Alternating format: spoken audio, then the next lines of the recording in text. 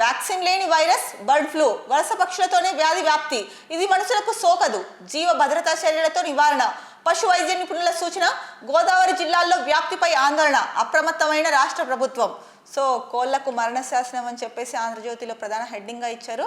నిజంగా ఈ bird flu ద్వారా ఎన్ని కోళ్ళు చనిపోతున్నాయో మనం చూస్తున్నాము. సో ఈ బర్డ్ ఫ్లూకి అయితే కనుక వ్యాక్సిన్ లేదంట. ఇది ఇతరుల పక్షుల నుంచి వ్యాపిస్తోంది. అంటే వలస పక్షులు ఏవైతే వస్తూ ఉంటాయో వాటి ద్వారా ఈ ఈ వైరస్ అయితే కనుక వ్యాప్తి చెందుతుంది. అలాగే ఈ వైరస్ మనుషులకైతే కనుక సోకదు అని చెప్పేసి చెప్తున్నారు. అలాగే జీవ భద్రతా చర్యలు అంటే ఏదైతే కనుక వీటికి సంబంధించి పశుపక్షాదులకు సంబంధించి భద్రతా చర్యలు తీసుకుంటారో వాటితోనే దీన్ని నివారించగలుగుతాము అని చెప్పేసి పశుసంవర్ధక శాఖ అయితే చెప్తోంది. సో ముఖ్యంగా గోదావరి జిల్లాల్లో అయితే కనుక ఈ బర్డ్ ఫ్లూ వ్యాప్తి ఎక్కువగా ఉంది.